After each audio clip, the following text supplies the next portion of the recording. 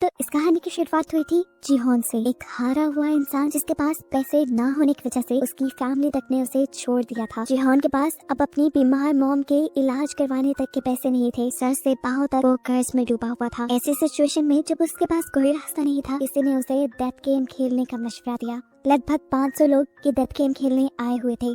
इस गेम में एक रोबोट थी, जो भी इंसान जरा से भी गलती करता था वो रोबोट उसे चुनकर मार देती थी। जीहोन ने अपनी जान बचाने के लिए, यहाँ सरवाइव करने के लिए एक बूढ़े कैंसर पेशेंट तक को धोखा देकर अपनी जान बचाई और आखिर ये गेम जीत कर यहाँ से निकल भी गया। लेकिन उसके दिल में जो दुख बैठ गया था वो 500 में से सिर्फ एक था जो ये गेम जीत के निकला था। बाकी सारे उस गेम के दौरान मारे गए। गेम को जीतने के बाद उसके हाथ बहुत पैसे लगे थे, लेकिन उसने इन पैसों को हाथ तक नहीं लगाया क्योंकि उसे रिग्रेट था इस चीज का कि उसकी वजह से सारे लोग मरे हैं। हालांकि ये उसने गेम प्लान नहीं की थी। फिर एक दिन एक अनजान आदमी उसे हॉस्पिटल में बुलाता है। जीहोन ये देखकर हैरान परेशान कि ये वही गेम वाला बूढ़ा कैंसर पेशेंट था जो गेम में हार गया था, जिसे मार ही दिया गया होगा। लेकिन अब ये जिंदा सलामत उसके सामने था और इसके जरिए उसे घिनौनी सच्चाई ये पता चली कि लोग बस अपनी एंटरटेनमेंट के लिए यहाँ लोगों को मरवा देते थे इस डेथ गेम में। ये इंसान जो कैंसर पेशेंट था, इसकी लाइफ भी काफी बोर हो गई थी और अपनी लाइफ में थोड़ा मजा लाने के लिए इसने ये डेथ गेम बनाई थी।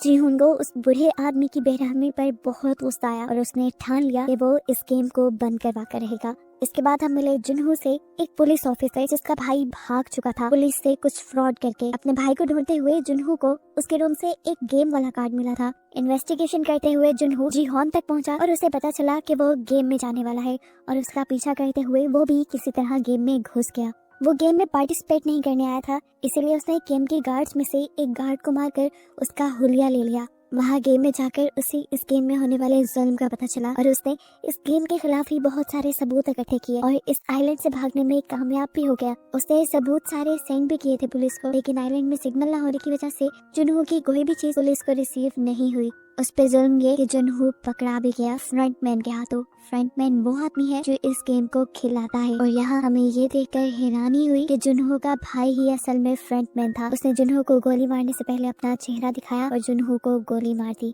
जिसके बाद उन्हें लगा कि जुनहो मर गया है और उन्होंने उठाकर जुनहो को पानी में फेंक दिया। और यहाँ पहले सीजन का रिकैप खत्म होता है। नेक्स्ट सीजन की कहानी यहीं से कंटिन्यू हो रही है। सबवे स्टेशन पे हम अब जीहोन को देख रहे हैं जो अपनी बेटी से मिलने के लिए जा रहा है। सबवे स्टेशन पे उतरते ही उसकी नजरें दो आदमियों पे रुक गई। उन दोनों में से एक आदमी वही आदमी था जिसने जीहोन को स्क्विड गेम का कार्ड दिया था। ये बात समझ गया कि अब ये लोग दोबारा एक नई गेम के लिए लोगों को इकट्ठा कर रहे हैं, लेकिन वो अब इन्हें इनके बुरे इरादों में कामयाब होने नहीं देगा। वो भागते हुए उस आदमी तक पहुंचने की कोशिश करता है, लेकिन उसने फिर भी थोड़ी देर कर दी थी। वो आदमी वहाँ से जा चुका था। जिन्होंने उस आदमी के हाथ से कार्ड ले लिया जिसको वो गेम वाला आदमी कार्ड देकर गया था और फौरन उस नंबर पे कॉल मिलाई। कॉल मिलाते ही वो फ्रंटमैन को धमकी देता है कि मैं तुम्हें तुम्हारे इरादों में कामयाब होने नहीं दूंगा, मैं इस मरतबा इस गेम को चलने नहीं दूंगा। उसकी ये धमकियां सुनकर उल्टा फ्रंटमैन ही अब उसे धमकी देने लगा था। वो उससे कहता है जाओ तुम अपनी बेटी से मिलने जाओ, इन पंगों में ना ही पड़ो तो अच्छा है। ये सुनकर वो समझ गया कि फ्रंटमैन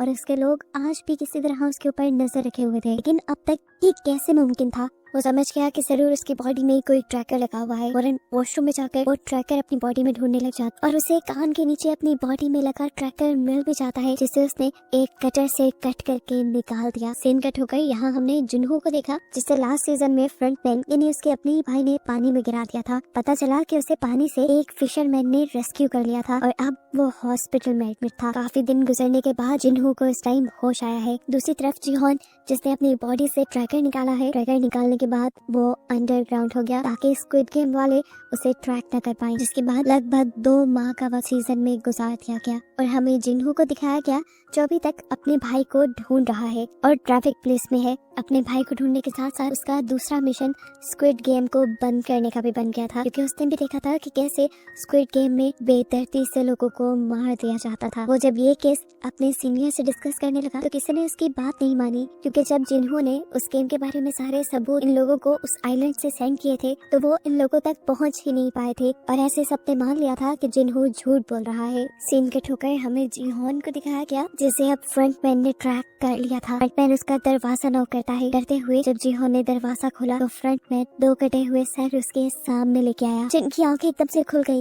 और यहाँ पर जीहोन की भी आँख खुल गई और हमें पता चला ये सिर्फ उसका एक सपना था। बैकर जैसे ही वो उठा उसके दरवाजे पे किसी ने नॉक किया। ये एक गैंगस्टर था जिससे पिछले सीजन में जीहोन ने बहुत सा कर्ज लिया हुआ था, लेकिन अब गैंगस्टर जीहोन के लिए ही काम करता था। अपने साथियों के साथ मिलकर सबवे स्टेशन पर उन लोगों को ढूंढने का जो स्क्विड गेम के लिए लोगों को मैन्युपुलेट करते हैं। अब वही टाइम आ चुका था जिस टाइम में 2 साल पहले जिन्हों को स्क्विड गेम में इंगेज किया गया था। इसीलिए अब वो गैंगस्टर को हर सबवे स्टेशन पर लड़कों को जगह जगह खड़े करने की ड्यूटी देता है, जिसके लिए उसने गैंगस्टर को 1 मिलियन यौन भी दिए थे और साथ ही ये वादा भी किया था कि अगर उन्होंने उस आदमी को किसी भी तरह ढूंढ निकाला जो स्क्विड गेम में लोगों को फंसाता रहा है और अब भी फंसा रहा है, तो जिन्हों इन्हें 1 बिलियन यौन इनाम के तौर पर भी देगा। इनाम की रकम सुनते ही गैंगस्टर का तो मुंह खुला व खुला रह गया। उसने अपने लड़कों को भी लालच दी कि जो भी उस आदमी को ढूंढेगा उसे इनाम की आधी अमाउंट मिल जाएगी। जिन्होंने ये लालच इसलिए दिया था ताकि सब लोग दिल लगाकर काम करें और अगर इस मर्तबा इन्हें वो आदमी ना मिला तो इन्हें पूरे 1 साल का और इंतजार करना पड़ जाएगा और इस 1 साल में उस गेम के जरिए बहुत से लोगों की मौत भी हो जाएगी। दूसरी तरफ जिन्हों भी स्क्विड गेम वाला आइलैंड ढूंढने की कोशिश में है। ये काम वो उसी फिशरमैन के साथ मिलकर कर रहा है जिसने उसकी जान बचाई थी। जहाँ से जिन्हों उस फिशरमैन को मिला था ये लोग उसके आसपास के सब आइलैंड देख चुके थे और अभी तक स्क्विड गेम वाले आइलैंड तक नहीं पहुँच पाए थे। सीन कट होकर हमें गैंगस्टर को दिखाया जाता है जो अपनी एक नई टीम को ट्रेनिंग दे रहा है। उसने सबको बताया कि उन लोगों को सबवे स्टेशन पे एक ऐसे आदमी को ढूंढना है जो सूट पैंट पहने हुए होगा, हाथ में उसका पैसे से भरा ब्रीफकेस होगा और वो सबके साथ दार्जी गेम खेलेगा और उसके बाद उन्हें एक कार्ड देकर जाएगा। सब अपने काम पर लग जाते हैं और काफी दिन के सब्र के बाद 2 आदमियों को आखिर वो बंदा मिल भी जाता है। सबवे स्टेशन पर ही 2 लोगों के साथ दार्जी गेम खेलते हुए वो उसके लोकेशन अपने बॉस गैंगस्टर के साथ जिन्हों को भी भेज देते हैं और खुद भी उसका पीछा करना शुरू कर देते हैं, जो अब एक कन्वीनियंस स्टोर पर जाकर बहुत सारे ब्रेड्स और लकी ड्रॉ कार्ड्स खरीद कर भीख मांगने वाले लोगों के पास गया है। इन भीख मांगने वाले लोगों के सामने उसने 2 चॉइसेस रखी, एक ब्रेड और एक लकी ड्रॉ की। तकरीबन सभी लोगों ने लकी ड्रॉ चूज किया लेकिन कोई भी नहीं जीत पाया, जिसके बाद इस आदमी ने सारे ब्रेड जमीन पर रखकर उसके ऊपर चलने लग गया और लोगों से कहा ये खाना मैंने नहीं बल्कि तुमने वेस्ट किया है, तुम सबको पैसे जीतने की लालच थी। ये आदमी इस तरह सब लोगों का माइंड किया कर रहा था और जज कर रहा था कि कितने लोग लालची हैं ताकि अगली मर्तबा वो इन्हें गेम में फंसा सके। खैर दिखाया जाता है कि जीहोन के लोग यहाँ पर भी उसके पीछे हैं और वो उसकी ये नई लोकेशन जीहोन को सेंड कर देते हैं। जीहोन यहाँ आने के लिए तेजी से गाड़ी चला रहा होता है तो उसे पता नहीं चलता वो एक सिग्नल तोड़ देता है और ऐसे ट्रैफिक पुलिस उसे रोक लेती है। इस टाइम ट्रैफिक पुलिस जिन्हों ही था और उसने नोटिस किया कि जीहोन का रवैया कुछ अजीब सा है। चालान कटने पे उसने माफी नहीं मांगी, वो चिल्लाया नहीं बल्कि चालान देकर आगे बढ़ने की कोशिश की जैसे वो बहुत ही ज्यादा जल्दी में हो या कोई जुर्म करके भाग रहा हो।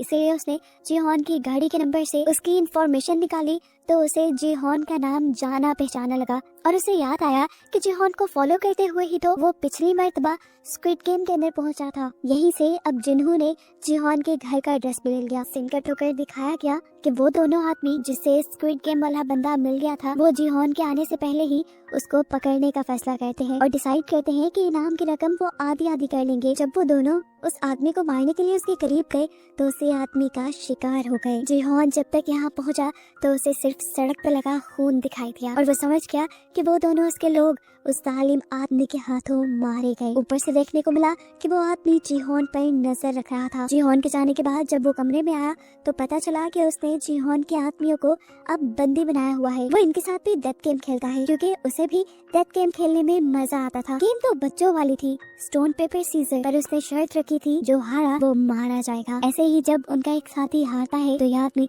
उसे गोली मार कर खत्म कर देता है और फिर दूसरे आदमी से जिन्हों का एड्रेस पूछता है। जिन्हों का एड्रेस पता चलते ही वो उस आदमी को छोड़कर वहाँ से चला गया। यहाँ शाम में जिन्हों जब अपने घर पहुँचा तो वो आदमी उससे पहले ही उसके घर में छुपा बैठा था। वो जीहोन को यहाँ मार भी सकता था लेकिन जैसा हमने पहले देखा कि उसे डेथ गेम पसंद है, वो अब जीहोन के साथ डेथ गेम खेलने का फैसला करता है। गेम खेलने से पहले उसने जीहोन को बताया कि मैं पहले स्क्विड गेम में डेड बॉडीज को उठाने का काम करता था लेकिन वो बहुत बोरिंग था, मुझे लोगों को खुद मारना पसंद था, इसीलिए मैंने फ्रंटमैन से अपनी जॉब चेंज करने की रिक्वेस्ट की। इसके बदले फ्रंटमैन ने पता है मुझे क्या टास्क दिया, उसने मुझे मेरे ही डैड को मारने को कहा और मैंने गन उठाकर मार दिया, जिसके बाद फ्रंटमैन ने मुझे ये गन दी और अब मैं किसी को भी मार सकता हूँ। जीहोन उसकी बातों पे ज्यादा ध्यान दिए बगैर उससे कहता है बस मुझे फ्रंटमैन का एड्रेस दो जिससे वो मिलकर इस गेम को बंद करने का प्लान रखता है। लेकिन ये बात सुनकर वो आदमी हंसने लगा और बोला, ठीक है, एक गेम खेलते हैं। ये तुम्हारे सामने एक गन है और इसमें सिर्फ एक ही बुलेट है, 5 नॉट्स इसके खाली है। बारी बारी एक दूसरे को शूट करते हैं, जो हारा वो मारा जाएगा और अगर मैं हारा तो तुम्हें मेरी पॉकेट से फ्रंटमैन का ड्रेस मिल जाएगा। जिहोन बिना डरे गेम को शुरू करते हुए उस गन को उठा चुका था, क्योंकि मरने का डर तो उसने स्क्विड गेम ने खत्म ही कर दिया था। बारी बारी उन्होंने अपने ऊपर शूट किया और चौथी बारी पर जब वो आदमी अपने ऊपर गन पॉइंट करता है तो इस मर्तबा वो खुद को शूट कर चुका है। वो खुद ही अपनी जाल में फंसकर मारा गया। जिहोन जीत गया और अब जिहोन को उसकी पॉकेट से फ्रंटमैन का एड्रेस भी मिल गया। इससे पहले कि अभी वो इस एड्रेस का कुछ कहता, उसकी खराब किस्मत जिन्हू जो कि एक पुलिसमैन है जिसे दोपहर गाड़ी चलाते हुए उसके ऊपर शक हुआ था, वो उसके घर का पता चलाते हुए उसके घर तक पहुंच गया और घर पहुंचते ही उसे गन शूट होने की आवाज सुनाई दी, जिससे उसका शक सच में बदल गया कि जिहोन एक क्रिमिनल है। फौरन वो दरवाजा तोड़कर अंदर आया। जिहोन को एक किलर समझकर वो इसी टाइम उसका इनकाउंटर ही करने वाला था कि ठीक वक्त पर आकर उसे किसी आदमी ने रोक लिया। ये वही लड़का था जिसके साथ गेम खेलने के बाद ये स्क्विड गेम वाला मरा हुआ आदमी उसे अपने अड्डे पर बांध आया था। किस्मत अच्छी थी, वो बच बचाकर वहाँ से निकल आया जिहोन को सारी सच्चाई बताने के लिए। लेकिन जब तक यहाँ पहुँचा, यहाँ का तो सारा माहौल ही बदल गया था। उसने जिहोन की जान जिन्हू से बचाई और फिर जिन्हू को सारी सच्चाई बताई डेथ गेम वाली, कि कैसे इस मरे हुए आदमी ने उनके साथ भी डेथ गेम खेली और उसके एक साथी को, उसके बॉस को मार दिया। बात को आगे बढ़ाते हुए जिहोन भी अब जिन्हू को स्क्विड गेम की सारी स्टोरी बताता है कि किस तरह इस गेम में सभी लोगों को मार दिया जाता है। उसने जिन्हू से कहा, मैं बुरा नहीं हूँ, मैं बस उस गेम को रोकना चाहता हूँ ताकि और मासूमों की जान बच पाए। स्क्विड गेम के बारे में वो जिन्हू भी जानता था। जिन्हू ने यहाँ जिहोन को बताया, मैं तुम्हारा ही पीछा करते हुए उस गेम तक पहुँचा था। वहाँ मैंने जाकर गार्ड्स के सूट पहन लिए और तुमसे कई मर्तबा बात करने की भी कोशिश की, लेकिन तुम मेरे से बात नहीं कर पाए। मैं जानता हूँ उस गेम में ये लोग सबको मार देते हैं और मारने के बाद उन डेड बॉडीज के साथ क्या किया जाता है, उनके ऑर्गन्स निकाल कर बेच दिए जाते हैं, ये सब कुछ भी मैं जानता हूँ। इतनी डिटेल्स तो जिहोन को खुद भी नहीं पता थी। जिन्हू के मुंह से ये सब सुनकर उसने भी अब जिन्हू को अपने साथ मिलाने का फैसला किया और जिन्हू को अपना प्लान बताया कि वो स्क्विड गेम के सभी बनाने वालों को चुन चुन कर मार देगा। एक फ्रंटमैन है जिसे आज तक उसने नहीं देखा, वो ब्लैक मास्क पहने आता है। उसने इल नामी एक बूढ़े कैंसर पेशेंट के साथ मिलकर ये गेम बनाई है। वो उन आदमियों को मारकर इस गेम को खत्म करना चाहता है। यहाँ पर गैंगस्टर भी इन दोनों की सारी बातें सुन चुका था। वो इनसे कहता है, मैं भी तुम्हारा साथ देना चाहता हूँ, मैं उनसे बदला लेना चाहता हूँ अपने उस मासूम साथी का जो मेरा राइट हैंड था, और अब मैं पैसों के लिए नहीं बल्कि हक के लिए तुम्हारा साथ दूंगा। ये सुनकर जिहोन को भी अच्छा लगा और वो इन दोनों को अपनी एक रूम में ले गया जहाँ बहुत सारे पैसे थे। ये पैसे वो स्क्विड गेम से ही जीत कर आया था और अब इन पैसों को वो स्क्विड गेम को बंद करने के लिए ही इस्तेमाल करेगा। जिहोन इन लोगों को दिखाता है कि उसने ब्लैक मार्केट से बहुत सारी गन्स भी परचेज की हुई थी और एक सीक्रेट जगह भी बनाई हुई थी उसने, जहां वो अपनी ट्रेनिंग करता था। लेकिन इतना सब काफी नहीं था, उसे लड़ाई के लिए काफी सारे और लोगों की भी जरूरत थी। जिहोन अब जिन्हू को अपनी पुलिस वाली जॉब पे छोड़ने को कहता है ताकि ये लोग अपना मिशन अच्छे से कंप्लीट कर पाए। सीन कट होकर अब हमें एक न्यू कैरेक्टर नियोल को दिखाया जाता है। ये एक गरीब लड़की है और उसकी जॉब है होटल में बनी कॉस्ट्यूम पहनकर बच्चों को खुश करने की। उसके पास रहने को कोई घर भी नहीं, वो इसी होटल की बेसमेंट में रहती है। इसी जॉब में नियोल के साथ एक छोटी बच्ची बहुत ज्यादा अटैच हो गई है जो रोज यहाँ पे विजिट किया करती थी। लेकिन अफसोस की बात है कि उस बच्ची को बोन मैरो कैंसर है और बोन मैरो ट्रांसप्लांट करवाने के लिए उसके डैड के पास ज्यादा पैसे नहीं और अब वो बच्ची मरने वाली है। एक दिन उस बच्ची को इमरजेंसी में हॉस्पिटल एडमिट कराया जाता है, जो सुनकर नियोल भी तड़प कर उसे हॉस्पिटल में देखने के लिए जाती है। इस बच्ची की मदद करना चाहती है लेकिन उसके पास तो खुद तक के लिए पैसे नहीं। इस बच्ची को क्या बचाएगी वो। रात होने पर हम नियोल को दोबारा पार्किंग में देखते हैं जहाँ पर 2 लोग आकर उसे स्क्विड गेम का कार्ड दे गए। सीन कट होकर हमें जिन्हू को दिखाया जाता है जो अपनी मॉम के साथ बैठा था और उसकी मॉम बहुत ज्यादा उदास थी क्योंकि वो जिन्हू के भाई के आने का इंतजार कर रही है। जिन्हू जानता है कि वो कभी नहीं आएगा, जिस काम में वो पड़ा हुआ है वो घर नहीं आएगा। लेकिन ये सब सुनने के बाद भी जब उसकी मॉम को तसल्ली नहीं मिलती तो एक और मर्तबा वो अपने भाई को ढूंढने का फैसला करता है। सीन कट हो गए। अब फाइनली दोबारा से हम जिहोन को देखते हैं जो इस टाइम अपनी दांतों का ऑपरेशन करवा रहा है। अपना एक दांत निकलवाने के बाद उसने अपने मुंह में एक नकली दांत फिक्स करवाया है जिसके अंदर ट्रैकर लगा हुआ है। असल में कल को वो फ्रंटमैन से मिलने वाला है, इसीलिए उसे बहुत ही ध्यान से हर काम करना होगा। ये लोग फ्रंटमैन को भी पकड़ना चाहते हैं और फ्रंटमैन के बाद इस घिनौनी गेम के सारे हिस्सेदारों को भी पकड़ना चाहते हैं। पता चला है कि वो गैंगस्टर जो इनके ग्रुप में है वो अपने लिंक से बड़े बड़े कमांडोज को इनके ग्रुप में शामिल कर चुका है। इन कमांडोज के लिए कुछ भी सही गलत नहीं, ये लोग पैसे के लिए सब काम करते हैं। यहाँ हमें पता चला कि न्यूयोल को भी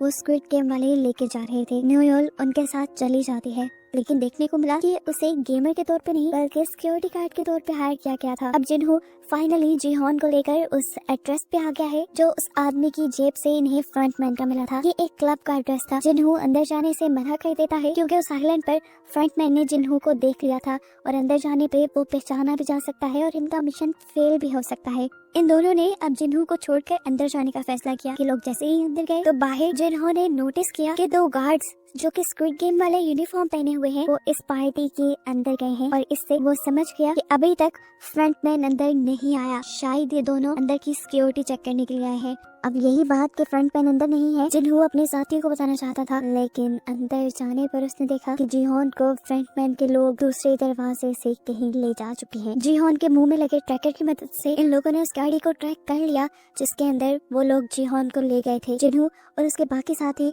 उस गाड़ी का पीछा करने लगे और सही वक्त देखकर वो उस गाड़ी पर हमला करके वहाँ से फ्रंटमैन को किडनैप करना चाहते थे, लेकिन फ्रंटमैन तो उस गाड़ी में था ही नहीं। इस गाड़ी में लगे हुए एक डिवाइस की मदद से फ्रंटमैन जीहॉन से बातें कर रहा था और ट्रैकर में आने वाली आवाजों से जिन्हों और उसके लोगों को लग रहा था कि फ्रंटमैन उसी गाड़ी में है। ये बात वो ठीक तरह से अपने साथियों को बता भी नहीं पाया कि गाड़ी के अंदर फ्रंटमैन नहीं है। वो कॉल के जरिए ही फ्रंटमैन से बात करते हुए उसे किसी तरह मनाने की कोशिश करता है कि तुम इस गेम को बंद कर दो, मासूमों की जानें लेना बंद करो। जिसपे फ्रंटमैन ने उसे कहा, मैं जबरदस्ती किसी को इस गेम में इन्वॉल्व नहीं करता, सब खुद ऐसे ही लालच में आते हैं। फ्रंटमैन ने बड़ी ढिठाई से बोला, मैं तो एक सोशल वर्क कर रहा हूँ। जो सुनकर अब जीहॉन को गुस्सा आ गया और उसने बोला, तुम्हारे काम को कैसे सोशल वर्क कहा जा सकता है? तुम तो लोगों की मजबूरियों का फायदा उठाकर उन्हें मार देते हो। जो सुनकर फ्रंटमैन हंसने लगा और बोला, अरे मेरी बात सुनो, जो लोग इस गेम खेलने के लिए मानते हैं वो पहले से ही लाइफ में हार चुके होते हैं इस दुनिया के लिए, बस वो किसी गन से ज्यादा नहीं। और बस मैं उस गन को खत्म कर रहा हूँ और उससे बाकी लोग इंटरटेन हो रहे हैं, इसमें बुराई क्या है? दूसरी तरफ इस गाड़ी से बाहर हमें दिखाया जाता है कि फ्रंटमैन के स्नाइपर जिन्हों और उसके सभी साथियों की गाड़ियाँ पंचर कर चुके थे ताकि वो लोग आगे उसे फॉलो ना कर पाए। इस चीज को जानते हुए जीहॉन भी इस गाड़ी से निकलने के लिए यहाँ ड्राइवर को शूट करने की कोशिश करता है, लेकिन उसे पता चला कि ये पूरी गाड़ी बुलेट प्रूफ है। साथ ही ड्राइवर ने भी बुलेट प्रूफ कपड़े पहने हुए हैं और वो अब इस गाड़ी में फंस चुका है। ये देखते हुए जीहॉन वापस बैठ गया और अब उसके दिमाग में एक नई खिचड़ी बनने लगी। पता नहीं क्या सोचकर उसने फ्रंटमैन से दोबारा इस गेम में हिस्सा लेने को बोला। वो ऐसे तो इन सबको मना नहीं पाया था, लेकिन अब उसको लगता है कि वो गेम में जाकर इस गेम में होने वाली सारी ज्यादतियों को रोक सकता है। अब वो बंदा जो इस गेम को बिल्कुल पसंद नहीं करता वही ये गेम खेले तो मजे का हो सकता है। इसलिए फ्रंटमैन ने भी उसे गेम में दोबारा एनरोल कर लिया और अब उसे बेहोश करके ये लोग स्क्विड गेम के अंदर ले गए। जिन्हों फौरन उनका पीछा करने के लिए एक बोट के अंदर ट्रैकर्स लगा लेता है और उसी फिशरमैन के जरिए उन आइलैंड को ढूंढने के लिए निकल जाता है जहाँ पर वो जीहॉन को लेकर जा रहे होंगे। यहाँ जीहॉन को दोबारा दिखाया जाता है जिसकी यहाँ स्क्विड गेम के बेड पर खुली है। उसे अपना पुराना ही नंबर दिया गया है। यहाँ पर पहले की तरह बहुत सारे और लोग भी हैं जो एक दूसरे को देखकर कंफ्यूज है, साथ ही गेम्स के लिए भी कंफ्यूज है। अब गार्ड्स यहाँ आकर इन्हें गेम्स के रूल बताने शुरू करते हैं। रूल्स बताने के बाद गार्ड्स ने इन सब की हिस्ट्री इन सबको दिखाई कि यहाँ पर सिर्फ वही लोग आए हुए हैं जिन पर मिलियंस का कर्ज है। ये सब बताने के बाद गार्ड्स ने बताया कि जीतने वाले को 45.6 मिलियन यॉन मिलेंगे।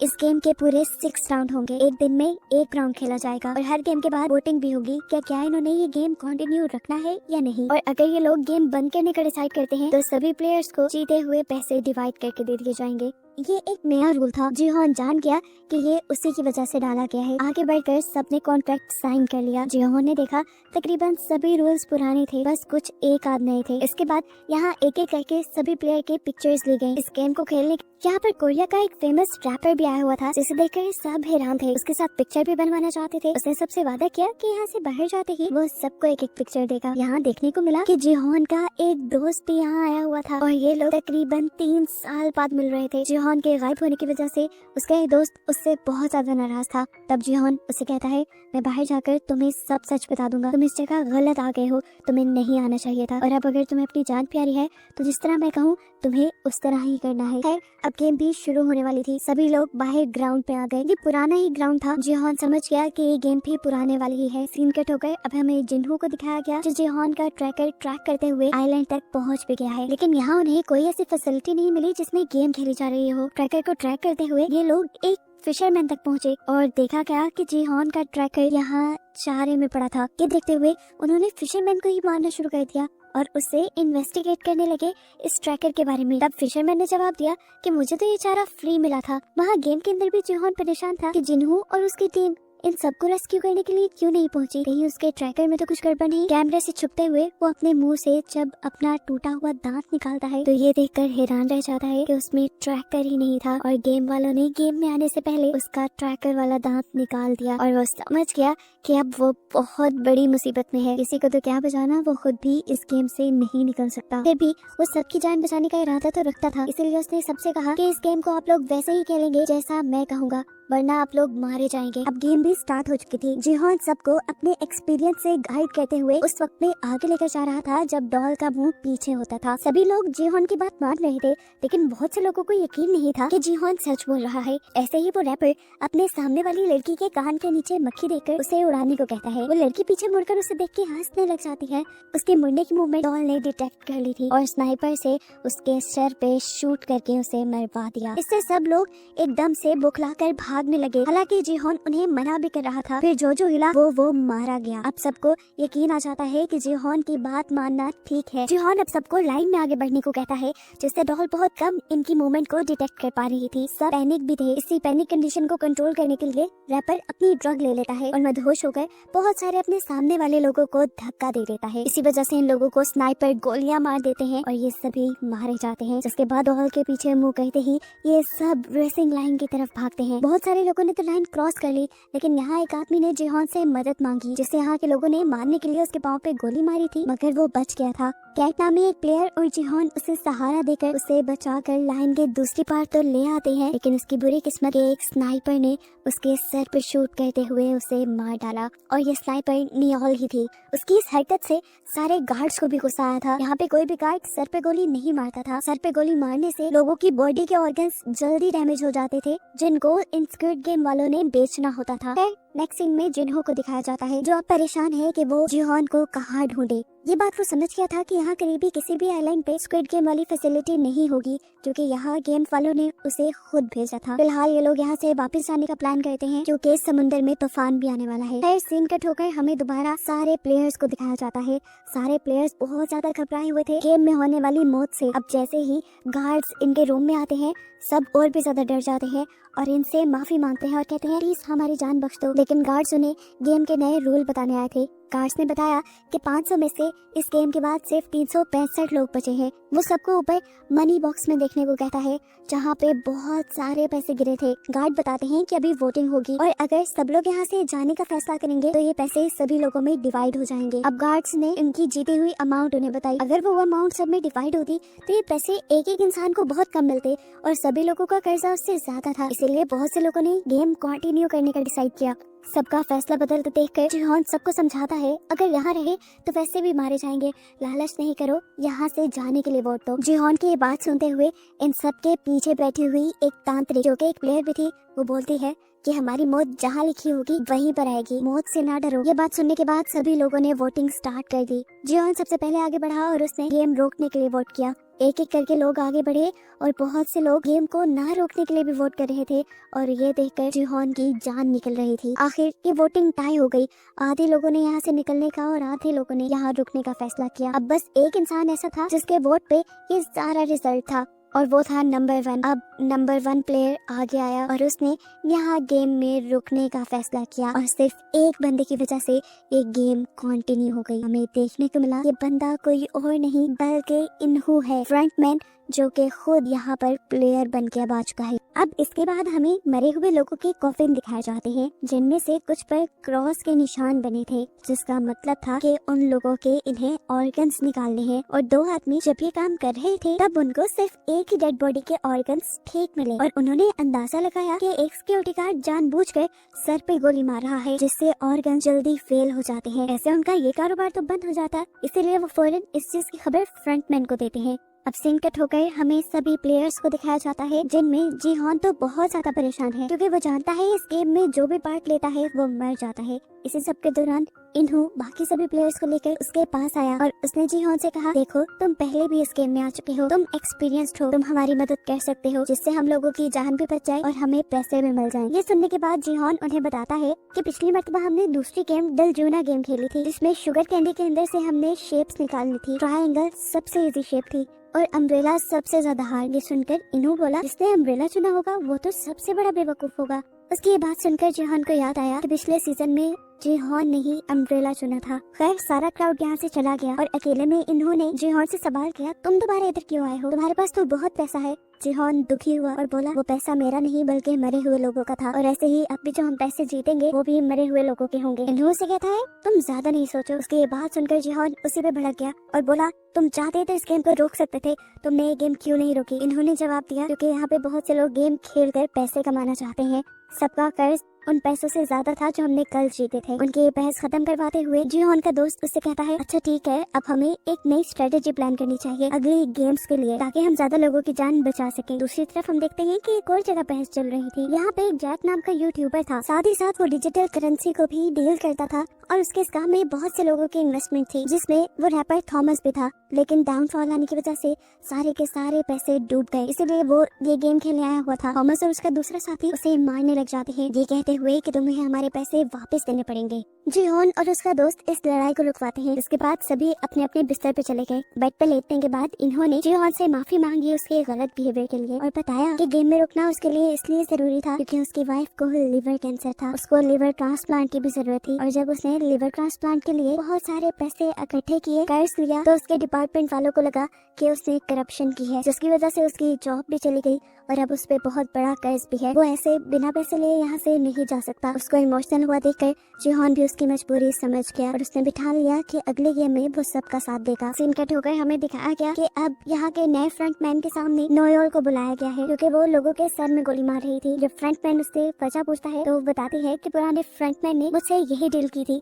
कि यहाँ पर बेकार लोगों को मारना है। मैं सर में गोली इसलिए मारती हूँ कि उनके अंदर जान होती है। जिस पर वो आदमी बताता है कि तुमने आइंदा सर पे गोली नहीं मारनी, देखो हम उनके ऑर्गन्स निकालते हैं और उनके ऑर्गन्स कई लोगों की जान भी बचा सकते हैं, तो याद रखना आइंदा तुमने गोली नहीं मारनी, वरना बेचने के लिए हमारे पास तुम्हारे भी ऑर्गन्स हैं। और मैं जानता हूँ तुम अपनी बेटी को वापस पाने के लिए जिंदा रहना चाहती हो। यहाँ इनकी बातों से हमें नयोल की जिंदगी के बारे में पता चलता है कि वो कोरियन मिलिट्री में थी, लेकिन एक जंग में जब वो हिस्सा लेने गई तो पीछे से उसकी बेटी गुम हो गई और आज तक वो अपनी बेटी को ढूंढ रही है। सीन कट होकर अब हम जुनहो को देखते हैं, जो अपने ऑफिस में आकर कमिश्नर से मदद मांग रहा है ये सारी कहानी बताते हुए, लेकिन उसके पास कोई सबूत नहीं। इसलिए कमिश्नर से कहते हैं, तुम जानते हो ना, सबूतों के बगैर हम किसी भी चीज पे एक्शन नहीं ले सकते और तुम्हारी कहानी यकीन के काबिल भी नहीं। मुझे लगता है कि तुम्हारी दिमागी हालत खराब होने लगी है। ये कहते हुए कमिश्नर वहाँ से उठकर चले जाते हैं और पता चलता है कि जिन्हो ने अपने हाथ से अपनी जॉब भी खो दी। लेकिन जिन्हो अभी भी हार मानना नहीं चाहता था, इसलिए उसने अपनी पुरानी टीम को दोबारा यूनाइट किया स्क्विड गेम वाला आइलैंड ढूंढने के लिए। सीन कट होकर अब हमें दोबारा गेम का सीन दिखाया गया, जहाँ पे अब वो डलजन गेम स्टार्ट हो गई थी। जीहॉन के कहने पर सबने ट्रायंगल चुना था, लेकिन जैसे ही सबने बॉक्स खोला तो एक ट्रायंगल के अंदर छोटे छोटे कई ट्रायंगल्स थे। ये देखकर सभी डर गए और जीहॉन पे चिल्लाने लगे। जीहॉन भी डर गया और तब उसकी आंख खुल गई और हमें पता चला ये सिर्फ उसका बुरा सपना था। खैर अब सब उठ भी चुके थे, दूसरे गेम का टाइम भी हो गया था। इन्हें अब एक नए ग्राउंड में लेके आया जाता है, जहाँ कर जीहॉन हैरान परेशान था क्योंकि ये गेम पहले उसने नहीं खेली थी। जब बाकी सब लोग आके जीहॉन से इस गेम के बारे में पूछते हैं तो वो बताता है ये कोई नई गेम है और मुझे इसके बारे में नहीं पता। ये सुनकर सब उस पर भड़क गए। इससे पहले कि ये सब लोग उसे मारना शुरू कर देते, इन्हों दरमियान में आ जाता है और ये लड़ाई रुकवा देता है। यहाँ पर अब इन्हें 5-5 लोगों की टीम बनाने को कहा गया था। डैनी जो कि प्रेग्नेंट थी और जैक की गर्लफ्रेंड थी, जैक उसके पास आकर उसे कहता है कि तुम मेरी टीम में आ जाओ, लेकिन डैनी इनकार कर देती है क्योंकि अब उसे जैक के साथ नहीं रहना था। वो अब जीहॉन की टीम के पास गई और उसने उनसे कहा, प्लीज आप लोग मुझे अपनी टीम में ले लें, मैं प्रेग्नेंट हूँ और मुझे कोई और अपनी टीम में नहीं ले रहा। ये लोग मान जाते हैं और इन सब की एक टीम बन जाती है। अब हमें दूसरी टीम को दिखाया गया जिसमें कैट, मैडी और दो माँ बेटा पार्क और ग्योंग थे और तभी जबरदस्ती तांत्रिक आकर इनके ग्रुप में शामिल हो गई। टीम्स बनाने के बाद इन सबको बताया गया कि सारी टीम के पाँव बांध दिए जाएंगे और इन्हें एक गोल सर्कल में एक साथ घूमना होगा। हर 5 मीटर के बाद एक गेम होगी जिस गेम को खेलते हुए इन्हें आगे बढ़ना है और एक दिए हुए टाइम के अंदर इन्हें अपना सर्कल कंप्लीट भी करना है। गेम्स के नाम सुनते ही इन सब लोगों ने आपस में कोऑर्डिनेट किया और जो जिस गेम में अच्छा था उसे वो खेलने की जिम्मेदारी दी। खैर गेम स्टार्ट हो जाती है और पहली 2 टीम्स को एक साथ खेलने के लिए दिया जाता है। पहली टीम डाची को बहुत अच्छे से खेलती है और तेजी से आगे बढ़ती है, लेकिन वो स्टोन को स्टोन से मारने में कामयाब नहीं हुए। स्टोन उनका आगे गिर गया था। एक साथ जब ये लोग उसे लेने के लिए आगे बढ़ गए तो गिर गए। टाइम काफी वेस्ट हो रहा था। खैर वो इस राउंड को भी पार करके आगे बढ़ गए। अगला गेम था इन्हें लट्टू को घुमाना, जो पहली मर्तबा में तो इनका एक टीम मेंबर नहीं कर पाया, लेकिन अगली मर्तबा में उसने ठीक से कर लिया। जबकि दूसरी टीम वो तो अभी अपनी पहले ही राउंड में फंसी हुई थी। फिर वक्त खत्म हो गया और दूसरी टीम को गोलियां मारकर स्क्विड गेम वालों ने मार दिया और वो टीम जिसने काफी सारे राउंड पूरे कर लिए थे वो भी अपना टाइम पे सर्कल कंप्लीट नहीं कर पाई थी और ऐसे उन्हें भी गोलियां मारकर मार दिया गया। ये देखकर सभी बहुत ज्यादा डर गए, घबरा गए। यहाँ पर अब सब लोगों की लाशें उठाई जा रही थी। एक बंदा अभी जिंदा था, मरा नहीं था। इन्होंने उसको भी उठाकर कॉफिन में डाला और उसके कॉफिन पे क्रॉस का निशान बना दिया। लेकिन फिर यहाँ पर नेओल आई और उसने आकर उस आदमी के सर पे गोली मारते हुए उसे जान से मार डाला। ये चीज फ्रंटमैन ने भी देख ली थी और उसकी इस हरकत से फ्रंटमैन के साथ उसके सारे गार्ड भी गुस्से में आ गए। खैर अब अगली टीम की बारी आ गई। ये कैट की टीम थी। कैट ने यहाँ सबको संभाला और आगे लेकर बढ़ी। पहले इन्हें डाची गेम खेलना था जिसमें वो लड़की पहली बारी में अपने कार्ड को घुमा नहीं पाई। तब कैट ने उसे कार्ड उल्टा पकड़ने को कहा और इस तरह पहली ही बारी में उसने अपने कार्ड को सीधा घुमा दिया था। फाइनली ये लोग आगे बढ़े। आगे इन्हें स्टोन से स्टोन को मारना था। वो लड़का भी पहली मर्तबा में स्टोन को स्टोन से हिट नहीं कर पाता। कैट यहाँ पे सबको एक साथ आगे कदम बढ़ाने को कहती है और ये लोग दोबारा उस स्टोन को लेकर पीछे आते हैं। उस लड़के की मोहम्मद से कहती है, बेटा उस आदमी को याद करो जिसने तुम्हारे सारे पैसे लूटे हैं। याद आते ही इस लड़के को इतना गुस्सा आया कि उसने पत्थर पर ठीक निशाना लगाकर ये राउंड भी जीत लिया। ये लोग दोबारा से आगे बढ़े। इस मर्तबा इन्हें 5 गाइस को इकट्ठे उठाकर इकट्ठे कैच करना था। कौन ये काम पहली मर्तबा में नहीं कर पाई और इस वक्त उसके बेटे ने उसे हौसला दिया और उसे कहा, तुम उस लड़की को याद करो जिसकी वजह से डैड तुम्हें छोड़ गए थे। ये सोचते ही उसने भी गुस्से में 5 डाइस को उछाल कर कैच कर लिया और जल्द ही ये लोग ये राउंड भी कंप्लीट करके आगे बढ़ गए। अगली बारी तांत्रिक की थी। उसे लट्टू घुमाना था लेकिन वो ये काम नहीं कर पा रही थी। पहली मर्तबा दूसरी मर्तबा जब ये काम नहीं कर पाती तो वो रोने लग जाती है और कहती है, हम सब बस अब मर जाएंगे। उसका हौसला टूटते देखकर कैट उसे जोर जोर से थप्पड़ लगाती है और लट्टू उसकी आंख के करीब करते हुए कहती है, अगर तुमने ये नहीं किया तो मैं तुम्हें मार दूंगी। वो लड़की अब कैट से डर गई और उसने तेजी से लट्टू को बनाकर घुमाया और फाइनली ये लोग ये राउंड भी जीत गए। अगले राउंड में इन्हें पॉम पॉम को पाँव से उछालना था और ये काम करना था कैट ने सबका मुंह दूसरी तरफ करवाया और बड़ी ही आसानी से पॉम पॉम को 5 मरतबा उछाल कर ये लोग आगे बढ़े और फाइनली टाइम से पहले ही इन्होंने अपना पूरा सर्कल कंप्लीट कर लिया। उनकी इस जीत से सब लोग इस तरह खुश थे जैसे सब लोग जीत गए हों। लेकिन दूसरी वाली टीम जो वक्त पे अपना सर्कल कंप्लीट नहीं कर पाई उन्हें गोलियों से भूनकर मार दिया गया। फिर इसी तरह गेम चलती रही। कोई टीम जीती तो कोई हारी और जो हारी उन्हें गोलियों से मार दिया गया। आखिरी बारी आई जिहोन की टीम की। उन्होंने अपनी साथ वाली टीम को भी ऑल द बेस्ट कहा और गेम स्टार्ट कर दी। पहला गेम डैनी ने खेला, दूसरा गेम जिहोन के दोस्त ने खेला, तीसरा गेम खेला उनके ग्रुप में आए हुए ली ने, जिसने पहले ही बारी में 5 डाइस को उठाकर अपने हाथ में कैच कर लिया था और उसने बताया कि वो इस गेम में एक्सपर्ट है क्योंकि वो अपनी बहनों के साथ ही खेलता रहा है। चौथा गेम इन्होंने खेलना था, उसे लट्टू को घुमाना था। पहली मर्तबा वो ठीक नहीं कर पाता और ये लोग आगे जाकर इकट्ठे उस लट्टू को उठाते हैं। दूसरी मर्तबा जब वो ये करने लगता है तो जानबूझकर वो लट्टू को पीछे फेंक देता है। उसकी ये चाल किसी को समझ नहीं आ रही थी।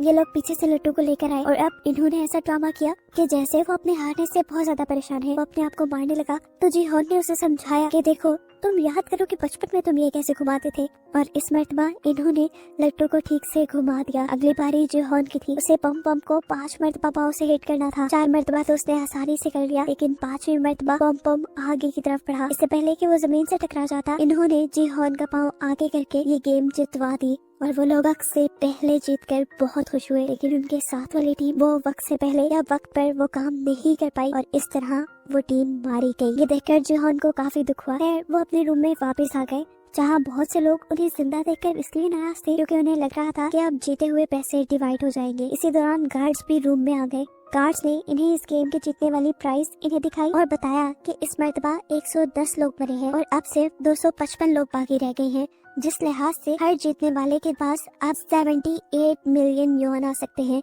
और अब दोबारा वोटिंग होगी। अगर लोग इस गेम को बंद करने के लिए वोट करेंगे, ये पैसे सब में डिवाइड हो जाएंगे। बहुत से लोगों को ये पैसे बहुत कम लग रहे थे। जिहोन ने अपनी टीम को कहा कि तुम लोग गेम को बंद करने के लिए वोट करना, तुम लोग को जितने पैसे चाहिए मैं यहाँ से निकल कर तुम्हें दे दूंगा। जिहोन की बात उसकी टीम ने मान ली और सबसे पहले इन्होंने वोट किया गेम बंद करने के लिए। दूसरी बारी पार्क की थी। पार्क की मॉम गोंग ने उसे कहा कि तुम गेम बंद करने के लिए वोट करना, देखो हमारे दोनों के पैसे मिलाकर तुम्हारा कर्जा उतर जाएगा। लेकिन पार्क ने इस गेम को कंटिन्यू रखने का फैसला किया क्योंकि उसका कर्जा कहीं ज्यादा था और उसने अपनी मॉम को अपने कर्जे के बारे में नहीं बताया था। वोटिंग आगे बढ़ती रही। देखते ही देखते देखने को मिला कि बहुत सारे लोगों ने ये गेम कंटिन्यू रखने की बात की है। ये देखते हुए जिहोंग और इन लोगों पर भड़कने लगे और बोले, इतने सारे लोगों के मरने के बावजूद भी आप लोगों को ये गेम कंटिन्यू रखनी है। तब एक अंकल बोले, तुम क्या जानो, हमारे ऊपर बहुत सारा कर्जा है, हमें पैसे लेकर ही यहाँ से निकलना है। ऐसे ही एक दूसरा लड़का बोला, मैं अगर बाहर गया तो वैसे भी मर जाऊंगा, तो बेहतर नहीं है कि यहाँ रहकर पैसे कमा लूं या फिर यहीं पर मर जाऊं। उनकी बातों का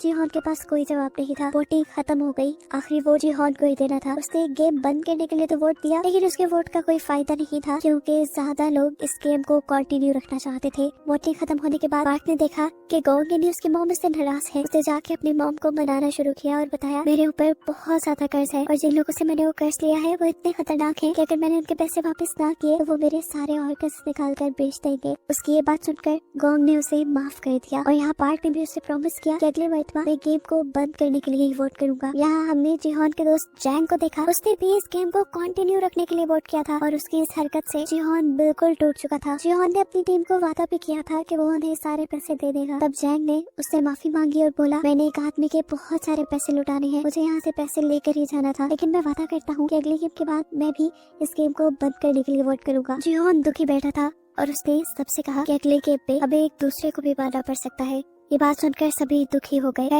इन लोगों के पास अब खाना कुछ एक्स्ट्रा था जो उन्होंने डैनी को दे दिया क्योंकि डैनी प्रेग्नेंट थी और उसे ज्यादा खाना खाने की जरूरत थी। सीन कट होकर हमें बाथरूम में जैक और थैनोस यानी रैपर को दिखाया गया। वो रैपर अभी भी जैक को घेरे खड़ा था और उसने उसे कहा कि तुम मेरे कर्जई हो, इस तरह तुम मेरे गुलाम हुए, तुम यहाँ से मुझे पैसे जीत कर दे कर जाओगे। ये सुनकर जैक ने उसे कहा कि तुम्हारे पैसे डूबने में मेरी कोई गलती नहीं, तुमने मेरे कहने पे शेयर जरूर खरीदे थे, लेकिन जब मैंने तुम्हें बताया कि अब इन्हें बेचने का टाइम है तो तुमने तब लालच में वो नहीं बेचे और तुमने अब सारे पैसे खुद डुबाए हैं, इसमें मेरा कोई कसूर नहीं। लेकिन वो रैपर उसकी कोई बात मानने को तैयार नहीं था। वो उसे कहता है, जो भी है तुम पैसे जीतो और मुझे वापस करो। ये सुनकर जैक हंसने लगा और बोला, अगर मैं वो पैसे जीत भी गया तो शायद तुम मर चुके होगे। ये बात सुनकर उस रैपर को इतना ज्यादा गुस्सा आ गया कि वो जैक की गर्दन पकड़कर उसे मारने लगा, पर सही वक्त पर जिहोन की टीम ने आकर इस लड़ाई को रोक दिया। खैर ये लोग वापस रूम में आ गए और यहाँ आकर जिहोन ने सबसे कहा कि हमें बारी बारी उठकर पहरा देना होगा क्योंकि पैसों के लिए मैंने देखा है लोग खुद जानवर बन जाते हैं और अपने दूसरे ही टीम मेंबर्स को मार देते हैं ताकि प्राइज मनी उनको मिल जाए। रात में हम देखते हैं कि जिहोन ने काफी देर पहरा,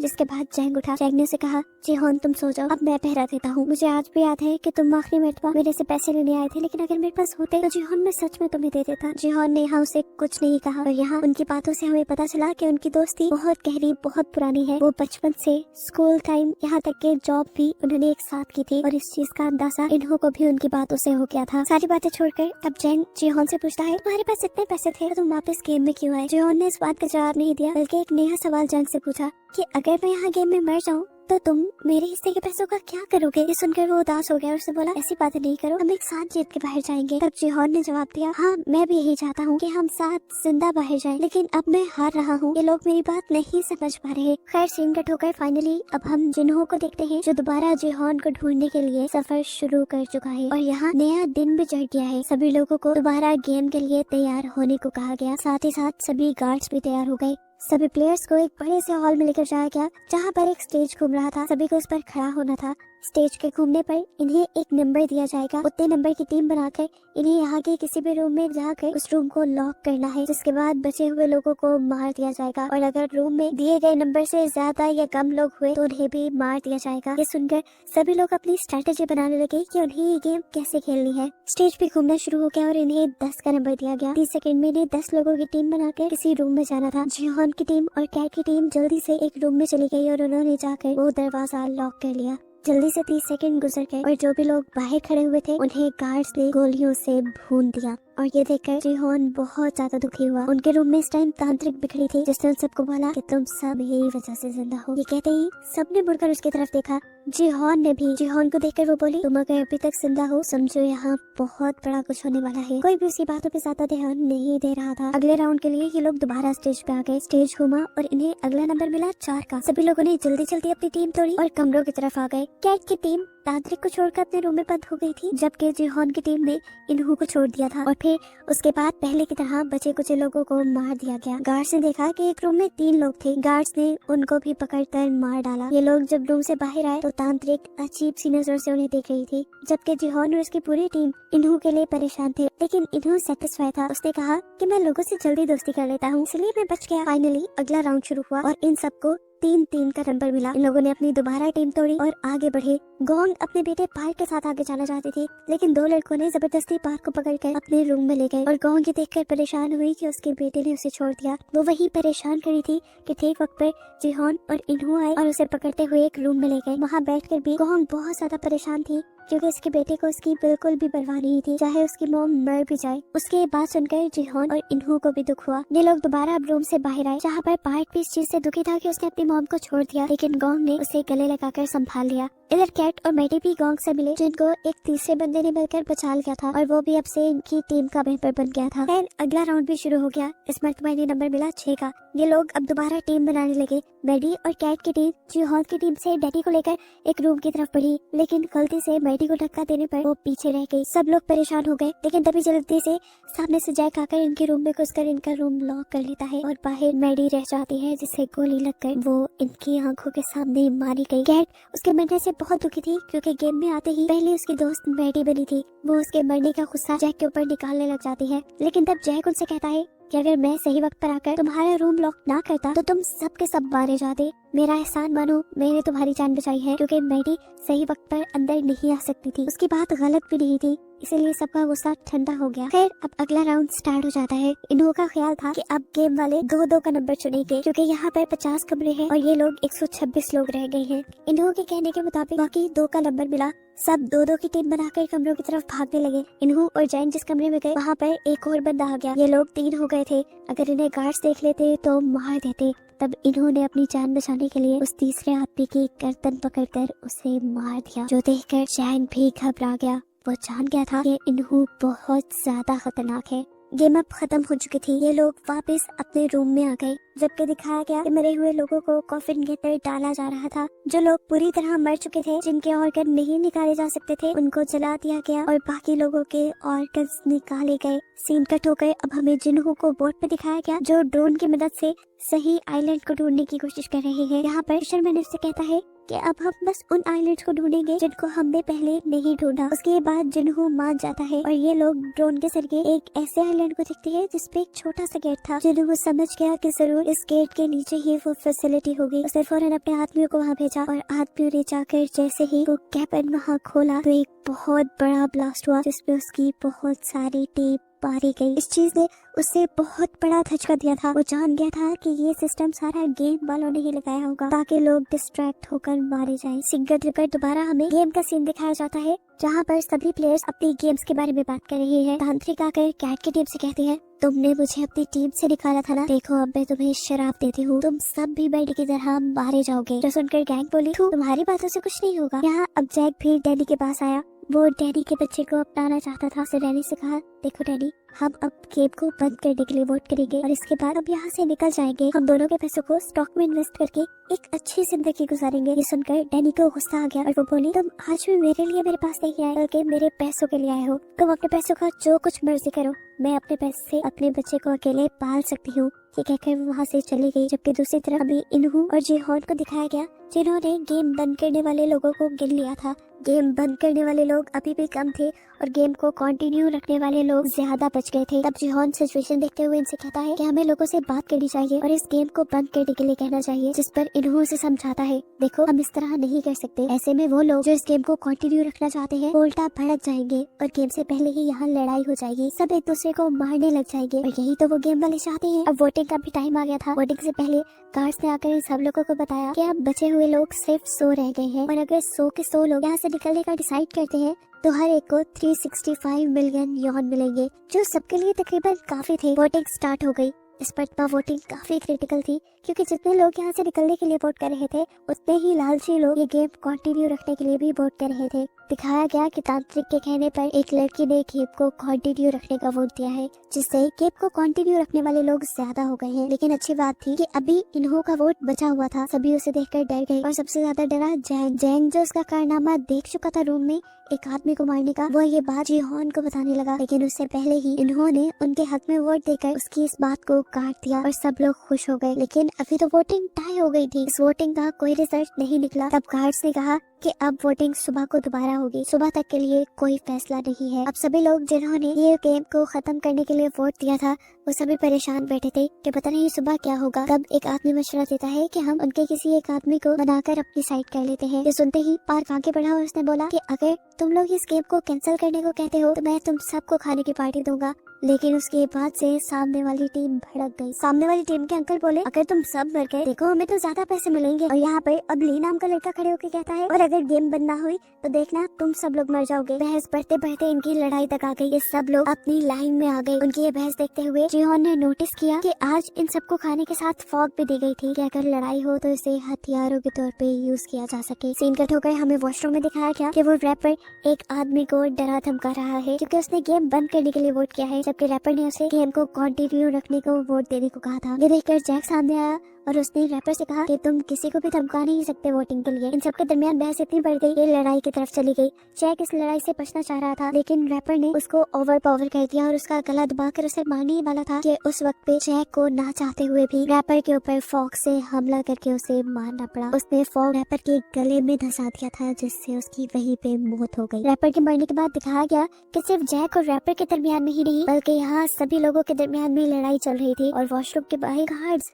पहराते रहे थे, क्योंकि वो तो खुद चाहते थे कि ये लड़ाई होती रहे। यहाँ अब हॉल में बताया गया कि कैसे बहुत सारे लोग वॉशरूम में लड़ाई करके मारे गए हैं, और उनके मरने से इनकी अमाउंट में और ज्यादा पैसा भी डाला गया। ये करने के बाद अब सारे लोग वापस आए और इन्होंने बताया कि कैसे वॉशरूम में वोटिंग को लेकर लड़ाई हो गई थी। सीन कट होकर अब हमें जिन्हों की बोट को दिखाया जाता है, जिसमें एक आदमी की तबीयत खराब हो रही थी। वो उल्टी करने के लिए जब बाहर आया तो उसने देखा कि फिशरमैन, जिसे जिन्हों अपना साथी समझ रहा है, वही उसके सिस्टम में गड़बड़ी कर रहा था। और यहाँ हमें रिवील हुआ कि असल में वो भी गेम वालों का ही एक मेंबर है। जब फिशरमैन ने देखा कि जिन्हों के गार्ड ने उसे देख लिया है, तो वो उस गार्ड को ही उठाकर पानी में फेंक देता है। इतनी ही देर में जिन्हों भी शोर सुनकर बाहर आया, तो ये फिशरमैन बहाना बनाने लगा, असल में यहाँ की सब चीजें खुली थी, मैं तो उसे देखने के लिए यहाँ आया हूँ। यहाँ एक फ्लैशबैक से हमें ये भी पता चला कि फ्रंटमैन यानी इन्होंने ही इस आदमी को यहाँ भेजा था, उसके भाई यानी जिन्हों को उससे दूर रखने के लिए, और साथ ही साथ जिन्हों का ख्याल भी रखने के लिए। यहाँ अब गेम में दिखाया जाता है कि ये लोग अपने अपने लोगों को गिन रहे हैं कि नए लोगों के मरने से वोटिंग पर कितना असर पड़ा है। गिनने पे पता चला कि गेम को कंटिन्यू रखने वाले 2 लोग मरे थे, जबकि जिहोन की टीम का एक बंदा मरा था। अगर सुबह वोटिंग होती तो ये लोग जीत जाते, लेकिन जिहोन जानता था कि वोटिंग अब ऐसे नहीं होगी। रात में ये लोग जरूर किसी ना किसी को मार डालेंगे। सीन कट होकर दूसरी तरफ हमें गार्ड्स को दिखाया गया, जो इस टाइम अपनी इलीगल बिजनेस में बिजी हैं। वो पानी के रास्ते ऑर्गन्स को यहाँ से लेकर निकल रही हैं, ताकि ऑर्गन्स को अच्छे दामों में बेचा जा सके। यहाँ दिखाया गया कि कुछ गार्ड्स को ब्लैक मास्क ने तैयार करवाया, क्योंकि यहाँ पर एक नई गेम चलने वाली है। ये गेम मर्डर की गेम है। इधर यही बात जिहोन ने भी सभी टीम मेंबर्स को बता दी कि जरूर गार्ड्स, क्या ये लोग आज रात को हमें मारने की कोशिश करेंगे, ऐसा पहले भी हो चुका है। ये सुनकर सभी लोग घबरा गए। जिहोन अब इन सब से कहता है कि अगर हम लोगों को अपनी जान बचानी है तो हमें गेम वाले मेंबर्स को ही मार देना चाहिए, लेकिन ये इतना आसान नहीं था। तब जिहोन बोला, अगर हम चाहे तो कर सकते हैं। ऊपर वाले फ्लोर्स में वो अथॉरिटीज रहती हैं, हम गार्ड्स को मारकर उनकी गन से लेंगे और जाकर अथॉरिटीज को मार देंगे, ताकि ये गेम ही बंद हो जाए। इन्हों बोला, ये बहुत खतरनाक रास्ता है, ऐसे में हमारे भी बहुत से लोग मारे जाएंगे। जिस पर जिहोन बोला, हमारे लोगों के मरने के कम चांसेस हैं, क्योंकि गेम वालों को अंदाजा भी नहीं है कि हम उनकी अथॉरिटीज के ऊपर हमला करने वाले हैं। ये सुनकर इन्हों अजीब सी नजरों से उसे देखकर बोला, हाँ सच में उन्हें अंदाजा नहीं है। फिर सीन कट हुआ और हमें आधी रात का सीन दिखाया गया। जिहोन और उसके बहुत सारे साथी बेड्स के नीचे छुप गए थे, क्योंकि वो जानते थे कि अब जो लड़ाई होने वाली है उसमें बहुत से लोग मारे जाएंगे। उनकी टीम के ज्यादा लोग इसलिए छुप गए ताकि वो नजरों में ना आए और उनको कोई मार ना पाए। सुबह वोटिंग होने पर वही लोग, जिहोन ये भी जानता था कि गार्ड्स ज्यादा लोगों को मारना नहीं चाहते, क्योंकि अगर ज्यादा लोग मर गए तो उनकी गेम में मजा ही नहीं रहेगा। इसीलिए जब गेम को कंटिन्यू रखने वाली टीम ने जिहोन की टीम पर हमला किया और कुछ ही लोगों को मारा तो फौरन ही गार्ड्स भी आ गए इस लड़ाई को रोकने के लिए। गार्ड्स अब यहाँ गिरे हुए लोगों को चेक करने लगे कि क्या वो मर गए हैं। इन्हीं लोगों में जिंदा जिहोन की टीम भी छुपी हुई थी, जो एकदम से गार्ड्स को पकड़कर उनकी गन्स छीनने में कामयाब हो जाते हैं। असल में ये उनका प्लान था कि लड़ाई होने के बाद वो इस तरह मरने का ड्रामा करेंगे और गार्ड्स जब उनके करीब आएंगे तो वो गन्स छीन लेंगे और इन्हीं गन्स से जाकर वो अथॉरिटीज पर हमला करेंगे। ये देखते हुए और भी गार्ड्स यहाँ आ गए अपने गार्ड्स को रेस्क्यू करने के लिए और लोगों को कंट्रोल में करने के लिए। जिहोन की जान बचाने के लिए इन्होंने ही अपने ही गार्ड्स की गन लेकर अपने ही गार्ड्स को मारना शुरू कर दिया, क्योंकि वो किसी को भी शक में नहीं डालना चाहता कि वो खुद अथॉरिटी है। ये चीज देखते हुए अब नए फ्रंटमैन ने सभी गार्ड्स को अपने कमरे में वापस बुला लिया। सभी यहाँ से बाहर निकलने लगे, लेकिन एक गार्ड के बाहर जाने से पहले ही वो दरवाजा बंद हो गया और गार्ड ने अपने आप को सरेंडर भी कर दिया इनके सामने। लेकिन तब जिहोन ने उस गार्ड को नहीं मारा। अब जिहोन का एक आदमी दूसरी टीम के लोगों को मारना चाहता था जिन्होंने उनकी टीम पर हमला किया था, लेकिन यहाँ जिहोन उसे रोक देता है और कहता है हम उन्हें नहीं मारेंगे। लेकिन वो आदमी बाजिद था कि हमें उन्हें मार देना चाहिए, वो पैसों के पीछे भागने वाले दरिंदे हैं। तब जिहोन बोला, देखो अगर हमने उन्हें मार दिया तो हम में और उनमें कोई फर्क नहीं रहेगा। वैसे भी हमने ये हथियार इन लोगों को मारने के लिए नहीं लिए, हमने ये हथियार लिए हैं उन लोगों को मारने के लिए जिन्होंने ये घिनौनी गेम बनाई है और जो इसे चला रहे हैं। अब जंग का टाइम शुरू हो चुका था, इन्हें आगे बढ़ना था। जैंग ने इन सबको समझाया, देखो हमें अभी लड़ना पड़ेगा, क्या पता इसके बाद हमें मौका मिले या ना मिले। बहुत से लोग आगे बढ़े, पार्क भी इस जंग में उनका साथ देना चाहता था, लेकिन गोंग ने उसे रोक लिया। बहुत से लोग अब जंग के लिए आगे बढ़े, इन्होंने गार्ड्स की गन्स ले ली और कैट ने उन सबको गन्स चलाना सिखाई, क्योंकि वो पहले मिलिट्री का मेंबर थी। यहाँ अब तैयार होने के बाद जिहोन ने उस गार्ड का मास्क उतारा और देखा कि वो तो एक छोटा सा बच्चा था। ये देखने के बाद अब उसने कहा कि चलो हमें अपने बॉस के पास लेकर चलो। ये गार्ड अब उनको रास्ता बताने लगा। जैसे ही ये लोग बाहर निकले तो बहुत सारे गार्ड्स ने इन्हें देखकर इनके ऊपर हमला शुरू कर दिया और इन्होंने भी जवाब में फायरिंग की और यहाँ पर जंग का एक बहुत ही जबरदस्त माहौल बन गया। बहुत सारे गार्ड्स जैसे इनकी गोलियों से मर रहे थे तो ये भी गार्ड्स की गोलियों से बच रहे थे। यहाँ पर कैट ने एक जबरदस्त काम किया, यहाँ के सारे सीसीटीवी कैमरास को गोलियां मार के तोड़ दिया, जिससे कोई उनके ऊपर नजर न रख पाए। फाइनली अब ये लोग कंट्रोल रूम तक पहुंच गए थे। गार्ड ने जिहोन को बताया कि इस कंट्रोल रूम को आप मेरे मास्क की मदद से खोल सकते हैं। उसने जैसे ही अपना मास्क जिहोन को दिया तो पीछे उसे फ्रंट मैन दिख गया और ये देखते ही उसकी जान निकल गई। फ्रंट मैन जो इस टाइम प्लेयर ही बना हुआ था इन्हो। इससे पहले कि ये लोग कंट्रोल रूम तक जाते, ऊपर से गार्ड्स ने दोबारा इनके ऊपर गोलियां बरसाना शुरू कर दी। ये लोग अब जवाब में गोलियां भी नहीं बरसा सकते थे क्योंकि इनकी मैगजीन्स खत्म हो गई थी। यहाँ जिहोन उस लड़के का मास्क लेकर कंट्रोल रूम को ओपन कर चुका था, जहां को लेकर वो आगे बढ़ा था और एक एक लम्हे की खबर वो सिक्योरिटी गार्ड्स के ही वॉकी टॉकी से इन्हों को दे रहा था। अंदर जाते ही जिहोन और जैंग ने वहाँ एक एक करके गार्ड्स को मारना शुरू कर दिया और आगे बढ़ने लगे। यहाँ के सीसीटीवी कैमरास से ब्लैक मास्क ने उन दोनों को अंदर आता देख लिया और उनको रोकने के लिए अपनी गार्ड्स की पूरी एक टीम भेजी। यहाँ दूसरी तरफ देखने को मिला कि अभी तक गार्ड्स उनके ऊपर गोलियां बरसा रहे हैं और इनकी एक एक गोली खत्म हो चुकी है। यहाँ पर जिहोन और जैंग के पास भी बहुत सारे लोग आ चुके थे, वो इन्हें ओवरपावर कर सकते थे, इसलिए उसने फौरन इन्हों को अंदर आने को कहा। लेकिन इन्हों ने बताया कि मेरे पास गोलियां नहीं है। उसने कहा जाओ पहले कमरे से मैगजीन्स लेकर आओ गार्ड्स के पास जो एक्स्ट्रा होती है। जिहोन के कहने पर अब उसे ये काम करना पड़ा। अब इन्हों के आने में तो देर थी, जिहोन को बचाव के लिए दोबारा गोलियों की जरूरत थी। तब जैंग ने उसे कवर दिया, वो ऊपर से गार्ड्स को मारता रहा और जितने गार्ड्स को इन लोगों ने यहाँ मारा था जिहोन उनके पास जाकर उनके मैगजीन ले आया।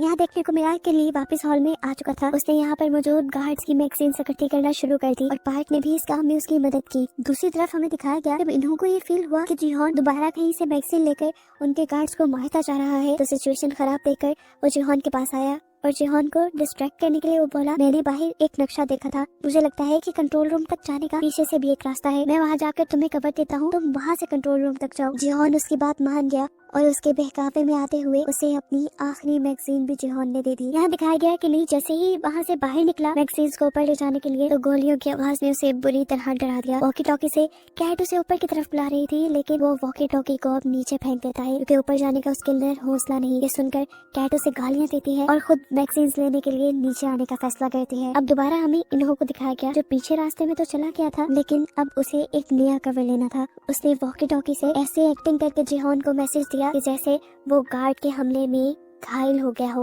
उसने यहाँ पर एक जख्मी आदमी की आवाज भी जिहोन को सुनाई, जिससे जिहोन को सच में लगा कि वो बहुत ज्यादा जख्मी है और फिर इन्होंने उस सामने वाले आदमी को भी गोली मारकर मार दिया। ये सब वॉकी टॉकी से जिहोन सुन रहा था और अब जिहोन को ऐसे लगा जैसे इन्हों मारा गया हो और इस चीज से वो बहुत ज्यादा दुखी हो गया। वो तो इन्हो को अपना दोस्त समझ रहा था, ये नहीं जानता था कि इन्हो ही सबसे बड़ा गद्दार है। अंदर कैट जो अब मैगजीन्स लेकर बाहर की तरफ बढ़ रही थी, उनके रूम में भी बहुत सारे गार्ड्स आ गए। कैट ने पहले इन्हीं को मारने का फैसला किया, लेकिन गैंग ने उसे रोक दिया और कहा कि तुम इन्हें नहीं मारो। पता नहीं क्यों कैट ने उसकी बात मान ली। कैट के सही वक्त पर बाहर ना पहुंचने की वजह से सब लोग अब सरेंडर करने की पोजीशन पे आ गए, क्योंकि वहाँ गार्ड्स की तादाद ज्यादा हो गई थी और वो लोग लड़ भी नहीं सकते थे। इसी तरह गार्ड्स ने सामने आकर यहाँ एक एक करके सबको मार दिया। सीन कट होकर हमें दिखाया गया कि जीहोन और जैंग ने भी सरेंडर कर दिया था, क्योंकि उनके पास भी गोलियां खत्म हो गई थी। और तब उनके सामने आया फ्रंटमैन, यानी खुद ही इन्हो, जो उससे पूछता है जीहोन तुम्हें तो दोबारा यहाँ आके काफी मजा आया होगा, है ना? लेकिन तुमने जो यहाँ किया वो अच्छा नहीं किया